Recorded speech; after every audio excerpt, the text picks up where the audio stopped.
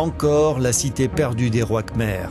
En tout, 90 temples répartis sur 400 km². Le site attire au Cambodge 2 millions de touristes par an. C'est le naturaliste français Henri Mouhot qui, en cherchant des papillons, aperçut en 1863 un énorme visage en pierre à moitié englouti par la jungle. Le site a été reconnu en 1992 patrimoine de l'humanité. Et cela fait 15 ans que l'UNESCO et la Japan Trust Fund pour la préservation de l'héritage culturel mondial assurent la sauvegarde et la restauration d'Angkor. Le site d'Angkor, c'est le site archéologique le plus grand au monde.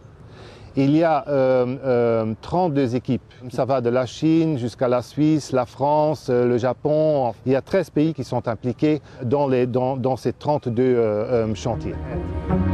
Cette année s'achèveront les travaux de la bibliothèque sud du temple de Bayon. Une bonne partie de ces 2600 pierres a été démantelée, numérotée pour être repositionnée à leur place d'origine. Robert McCarthy, archéologue, dirige une équipe de 70 spécialistes japonais. Il est passionné par les trésors de Bayon Wat.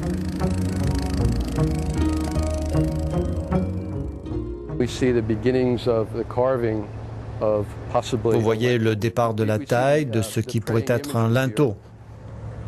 On voit des figures religieuses ici et là. Cela ressemble donc à ce qui aurait pu être soit le départ d'un linteau ou un linteau qui avait déjà été utilisé et qui allait être réemployé. Parce qu'on a une rainure ici, à l'arrière. Bayon Wat cache encore bien des secrets comme ses mystérieux visages. Chaque pierre est scrutée, référencée. Les archéologues mesurent entre autres leur magnétisme. Selon McCarthy, ces pierres sont vivantes, elles respirent.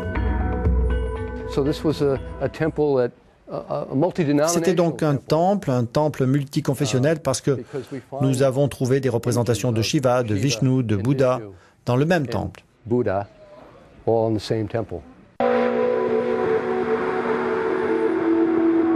We learn that religion can be a very dangerous thing.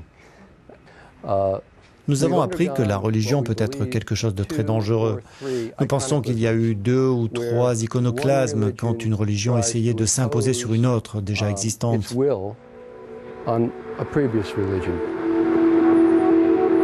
Le site comprend plus d'1 kilomètre de bas-relief qui retrace la vie quotidienne des Khmers au XIIe siècle et un dédale de labyrinthe qui cache parfois des surprises.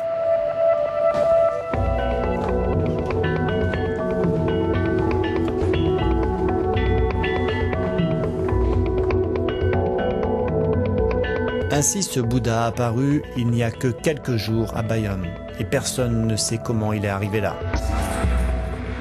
Le grand problème qui se pose en fin de compte, c'est que pour le moment, il n'y a que 5 ou 6 monuments qui sont vraiment visités par les groupes de touristes. Il s'agit vraiment de plutôt, dans le futur, disperser les touristes sur le site d'Angkor et les faire visiter plusieurs temples que uniquement ces 5-6 qu'ils font maintenant.